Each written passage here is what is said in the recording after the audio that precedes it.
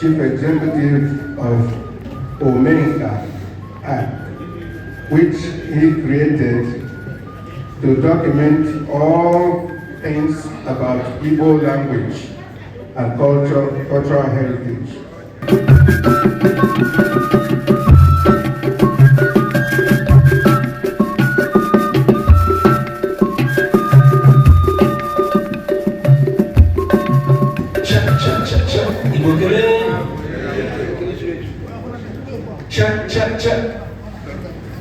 Igbo kwen, mwana, zon, rien.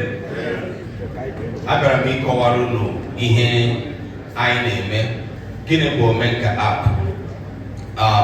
Ya ka m ga-abịa ịkọwara anyị n'ụbọchị taa na nkeji ole na ole enyere m. Achọrọ m ichetara anyị na ihe dịka afọ ole na ole gara aga, afọ 2006, ka otu a na-akpọ UNESCO kwuru okwu wee gụpụta asụsụ ole na ole ndị ga-amụ, ndị a na-agaghị ama maka ha n'afọ 2050. Ndị mmadụ weta onye ọbụla n'anya na asụsụ Igbo so na ndị edepụtara. N'afọ 2013 ka m nọ na-eme na-achịnara nzere nke PhD na mahadum nọ na Port Harcourt, University of Port Harcourt. Ọ bụrụ na ị gaa na ịntanetị ị ga-ahụ ihe m dere na 2013 gbasara UNESCO's prediction of Igbo death.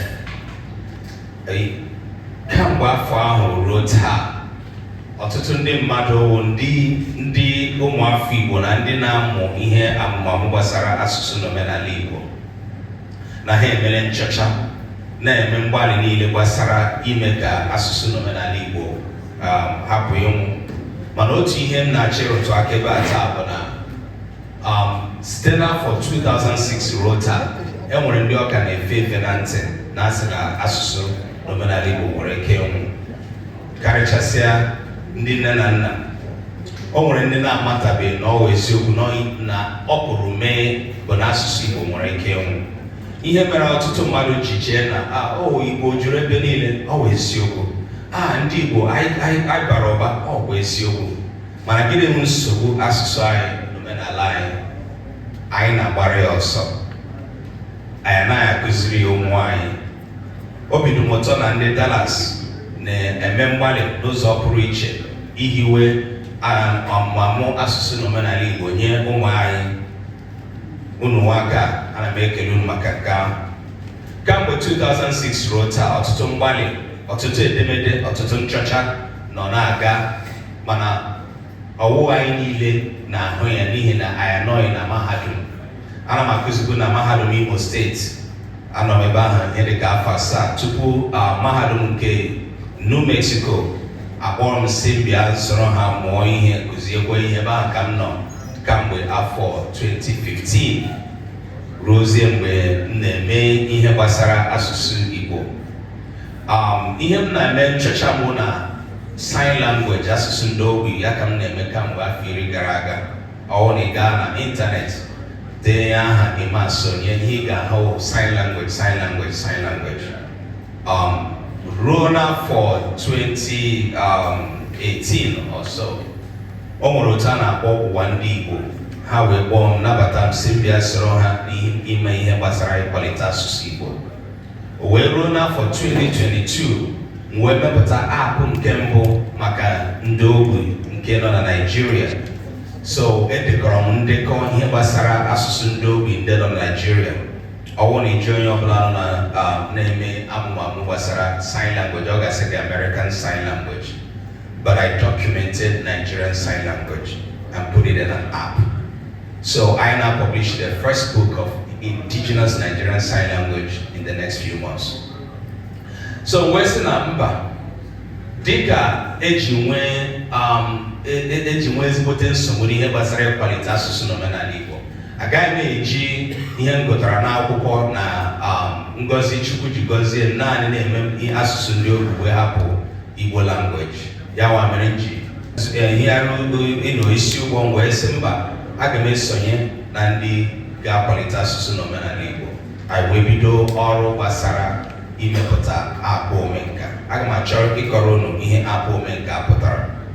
Ihe anyị na-achọ ime bụ idekọ ihe niile gbasara Igbo, ma asụsụ, omenala, ndụ ndị Igbo, aha ndị mmadụ, obodo, otu, azụmahịa, ihe ọbụla gbasara Igbo. Nke bụ ọwụ na ịma ihe Wikipedia, nke mma na anyị niile ma ihe Wikipedia na-arụ. Anyị chọrọ imepụta Wikipedia nke Igbo nọ n'ime app. Nke bụ na usoro niile ndị Igbo jiri ebie ndụ ha, ezinụlọ, etu Igbo Association nọ na Dallas nọ, anyị ga-achọ inweta information, inweta ihe gbasara ya wee tinye na app anyị. So anyị na-ele anya, nke mbụ, nkụzi niile akụzirila n'Igbo, anyị na-achọ ya ọnwụ na ị nwere ihe gbasara nkụzi a na-akụzi n'Igbo, ma n'ala Igbo ma n'ala Bekee, ya wụrụ na ọwụ Igbo, anyị na-achọ ya etinye ya na app anyị. Ihe gbasara emume ndị Igbo niile, socio-cultural efforts, na-ehiwe isi n'ịkwalite asụsụ na omenala Igbo. Ụbọchị unu ga-eme Igbo Day, ọwụ na-abịa see onyonyo, see foto, etinye ya na app, wee kọọ ihe gbasara ya, wee kọọ akụkọ ala ihe gbasara organization ndị Igbo nọ na Dallas. Otu aka ahụ, nchacha niile emere n'asụsụ Igbo na omenala Igbo, anyị ga-etinye ya na app. Otu aka ahụ, ihe niile gbasara ihe ndị mmadụ na-eme ime ka Igbo hapụ ịnwụ. So ọwụghị naanị na anyị na-achọ ime ka amụta Igbo, onye na-ama Igbo maọbụ ụmụazị anyị na-ama Igbo. Mba, ihe a chọrọ imewu idekọ ihe niile gbasara Igbo. Nke bụ na ihe ọbụla ị chọrọ, ya wụrụ n'ọwụ ihe gbasara Igbo, ị ga-ahụ ya na app Omenka. Omenka bụ n'asụsụ Bekee Master of Creativity. And ọwụ ya mere anyị ji kpọọ ya Omenka, n'ihi na ọwụ app ga-eme ihe niile mana ọ maka ndị Igbo. Ị nwere azụmahịa, ị nwere company, ọ dị registered na gọọmenti, ị nwere adreesị ebe a ga-achọta gị, anyị chọrọ itinye ya na Omenka app. Enwere ihe ị mepụtara, iwu an innovator, anyị chọrọ itinye ya na Omenka app. Anyị chọrọ idekọ aha ndị Igbo niile mere ihe pụtara ihe n'ụzọ niile dị iche iche, anyị ga-etinye ya na Omenka app. N'ime nke ahụ, app anyị dị ụzọ abụọ. Nke mbụ bụ asụsụ, nke abụọ bụ omenala. Mana app anyị na-elekwa anya ime ka anyị rute ụzọ mmadụ atọ. Nke mbụ bụ ụmụazị Igbo a mụrụ taa. Kedu otu anyị si akwado ha ịbụ ụmụ Igbo, karịchasị ndị nọ na Amerịka, ndị nọ na Asia, ndị nọ na Europe? Kedu otu ụmụazị anyị ga-eji anọchite anya anyị wụrụ ụmụazị Igbo? Otu n'ime ndị okenye nọ na New Mexico wee kwuo okwu na-agbamanya mere mgbe niile, ọ sị na ihe wụ Igbo n'ebe ụmụ ya nọ bụ naanị aha ha na-aza. Enweghị ihe ọzọ mere ka ha bụrụ ndị Igbo, naanị aha ha na-aza. N'ihi gịnị? Ha ma bịa n'Igbo. Ọ na-ekwu ya na mpako, ọ na-ekwu ya n'ịchị ọchị, ọ na-ekwu ya n'anya mmiri, ọ na-ekwu ya n'ịkwa makwara. Ọ bụrụ na ị na-ebe a taa iwu nne na nna, ị ga-ajụ onwe gị bụ nwa gị ọ na-asụ Igbo? O nwere ihe mmepụta mụ na ụmụazị m na-aga emepụta n'ọnwa na-abịa abịa. Aha ya bụ aja mbene. Ama m ihugo ya, anyị na-akwado imepụta ya. Nwa gị ọ na-asụ Igbo? Gị sị ee, ọ na-anụ nwa obere. Aja mbene. Ọwụ na nwa gị na-anụ nwa obere, nwa gị kwesịrị ịsụ, ọ bụghị naanị ịnụ. Nke ọzọ bụ jụ onwe gị, ime ede Igbo? Ee, amakwa m edetụ aja mbele. Ya nwa mere UNESCO ji sị na Igbo ga-anwụ anwụ. N'ihi gịnị? Ọ bụrụ na m sị ka anyị welie aka elu ebe ugbu a, ị maara ede Igbo, metinye ya dịka ihe esọrọmpi. Masị gị, ahụla m aka n'elu na-egbughị oge. Ị maara Igbo ede? Ị ga-edenwe otu ahịrịokwu n'Igbo, hapụ idejọ ya. Ndị Igbo apụtala. anụla maka Chineke gosi unu n'ihi na ụjọ dị m na onwe ya ga-eweli aka elu. Ihe m na-akọwa wee bụrụ ọtụtụ anyị ahapụle asụsụ Igbo wee na-asụ naanị Bekee. Ha wee sị ọ bụ ụmụazị anyị ga-anọchite anya anyị. Ha ga-anọchite anya anyị zawazie Robert Smith. Ha ga-anọchite anya anyị zawazie John Doe. Ka ha ga-anọchite anya anyị mara ka esi aga ọjị. Ka ha anọchite anya anyị mara ebe ha si pụta, mara obodo ha, mara ezinụlọ ha si pụta. Anyị niile na-aga chọọchị, anyị niile na-ekpere Chineke. Otu ihe Chukwu na-agwa m mere m ji nwee ikikere n'ihe m na-eme. Ọ sị na m lee anya na Baịbụl, Jizọs amụrụ ya na agwa nke akpọrọ agwa ọhụrụ, mana ị meghela Baịbụl hụ ebe a bịara lee usoro etu esi mụọ Jizọs, dee ya soro ya garuo na onye Adam. Gịnị mere ndị dere Baịbụl ji nwee ohere wee na-esote esi mụọ Jizọs ruo na Adam? Gịnị mere? Nke abụọ bụ ọwụrị na-agụ Baịbụl, lee etu Chukwu na ụmụ Izrel ji gaa njem. Ebe ọbụla olu ya sị, kụziere na ụmụ unu na m mere ihe dị otu a, mee ihe dị otu a. Gịnị na gịnị ka ị kụzirila nwa gị, ka ị na-akụziri nwa gị ugbu a gbasara asụsụ na omenala Igbo? Ịbụ nze bụrụ ọzọ, mana nwa gị amaghị asụ Igbo. O mechara sị ha, ngwa dosa n'okwute, gwa ha na ọwụ nwa mere ihe dị otu a. Gịnị ka ị natara n'aka nna gị ị na-enye nwa gị taa? Ọ ga-enyefe nwa ya, ọ ga-enyefe nwa nwa ya, ọ ga-enyefe nwa nwa nwa ya. Ịbụ onye isi otu ndị Igbo, mana nwa gị amaghị asụ Igbo. Anyị wee hiwe Omenka app. N'ihi gịnị? Dịka nna na nne, o nwere ike ịrara gị ahụ ịkụziri nwa gị Igbo, mana aapụ a ga-enyere nwa gị aka ya wee tinye aha ya wee banye na lesson plan anyị na-akwado.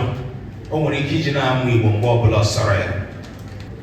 Imeghe aapụ anyị, ị ga-ahụ gwam, ị ga-ahụ ilu Igbo, ị ga-ahụ Igbo calendar, one of the first automated Igbo calendars, nke date ya bidoro 1915. Ị gawa n'ihu, ị nwere ike itinye mmemme up to 40 years from today. Igbo calendar na-ekwu nke nwere Eke, Orie, Afọ, Nkwọ. Nwa gị ọma ahịa Igbo, ọ mara na mkpụrụ ụbọchị anọ nọ na izu nọ n'Igbo wụ ahịa anọ. Ọ bụrụ na ọ gaa mkpụrụ ụbọchị anọ ugboro abụọ, ya bụrụ izu n'Igbo. Mkpụrụ ụbọchị asatọ nke nwere ahịa ukwu na ahịa nta nọ n'Igbo. Nwa gị ọ maara ya? Nwa gị laa obodo na ọmụ onye ọ ga-ebunye ọjị, ọ maka esi awa ọjị. Omenka bụ ihe anyị chọrọ iji mee ka e nwee nkwalite na amụmamụ ihe gbasara asụsụ na omenala. Naanị ọ bụghị asụsụ, naanị omenala. Nye ụmụazị anyị arịrịọ anyị na-arịọ, buru ozi a ga-agakwuche ndị ụlọ unu. Anyị na-arịọ ndị Igbo, biko nụ nyerenụ na anyị aka ka Igbo hapụ ịnwụ. Nne, nna, unu nwere ike inyere anyị aka. Otu ụzọ n'ime unu ga-eme bụ ịgbasa ozi a. Kedu otu isi agbasa ozi a? Ugbu a, ọwụ na ị nwere fon, ama m na onye ọbụla nwere fon, welie fon ahụ. Ọwụ na ihe ị nwere bụ Android, gaa na Play Store. Ọwụ na iPhone, gaa na Apple Store, chọọ Omenka app. Ọwụ na ebe a ịwụ onye na-akụzi ihe gbasara omenala na asụsụ Igbo, biko tupu m apụọ mee ka m mara onye ewu. N'ihi gịnị? Ọwụ na ị nwere ihe idegoro ede ma nke ị chọrọ ide, ị nwere nka n'ide abụ edemede ọbụla nọ n'ụzọ dị iche iche, wetara anya na Omenka app. Anyị ga-eweli elu, anyị ga-akwali elu, aha gị ga-anọ na Omenka app, nwa ege ehichi ya ebi. Na mmechi, ihe anyị na-eme bụ ịga n'Omenka app ugbu a anyị anaghị ede ihe naanị, anyị na-etinye ihe ederede, anyị na-etinye onyonyo nke foto, anyị na-etinye nke vidiyo, anyị na-etinye olu n'ihe niile anyị dere. Ihe niile anyị dere a na-etinye olu, a na-asụ ya n'asụsụ Igbo karịchasịa Igbo izugbe, nke bụ na onwe onye ga-enwe ngọpụ, onwe onye ga-asị o edere ihe n'Igbo mana ama agụ, agaghị m agụta nwunye mba gị gee ya ege. Ugbu a anyị na-edekọ aha n'Igbo. Ka m gwa gị ihe anyị na-edekọ. Aha niile bụ aha nna, aha ndị a na-agụgbu na mbụ.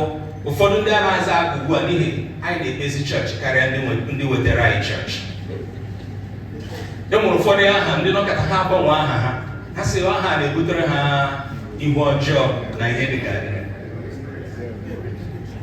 ịma na igbochapụla agụgụ ala gbasara aha nna gị. Anyị maka esi eme ụmụ ihe ndị dị otu a. Ụdị aha ndị aha ka anyị na-edekọ ugbu a. Anyị na-ehiwe Omenka na mahadum niile dị iche iche nọ na Naịjirịa. Ọ bụrụ na na-akụzi na mahadum ebe a ma ọ na skuul, biko kpọtụrụ anyị. Anyị ga-achọ ka anyị hụ ka ụmụazị anyị ga-eji wụrụ ndị ga-erite uru ihe nọ n'Omenka na mahadum ha. Ya bụ na ị maara ede, ị maara agụ, nyere anyị aka. Ndị ezinụlọ, ndị nkụzi, ndị otu niile dị iche iche dịka otu unu, ndị niile bụ ndị nnọchite anya obodo, nwa afọ Igbo, ọwụ na-enwe ihe anyị mere nke bụ eziokwu bụ na asụsụ na omenala Igbo ga-anwụ. N'agbanyeghị mkpụrụ mmadụ ole, ụbara mmadụ ole anyị dị, o nwere ihe ndị bekee na-akpọ linguistic genocide. Ọ bụrụ na mba ọzọ bịa weta asụsụ nke ha dịka otu esi wetara anyị Awanagona anyị na-asụ today. Some of us like to represent ourselves as English speakers.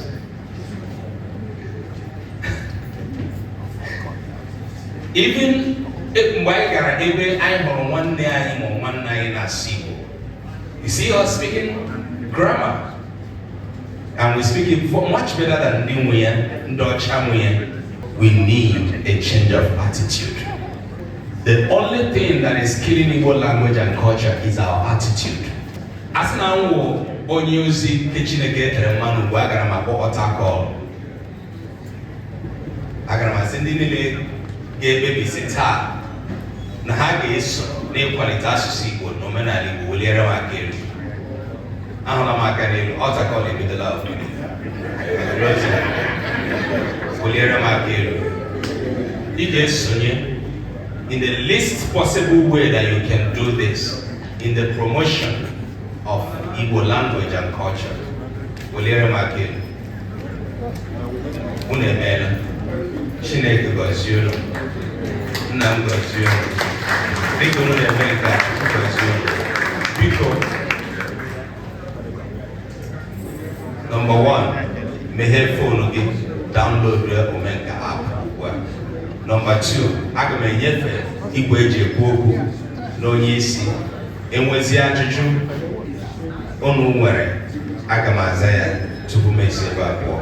Unu emeela.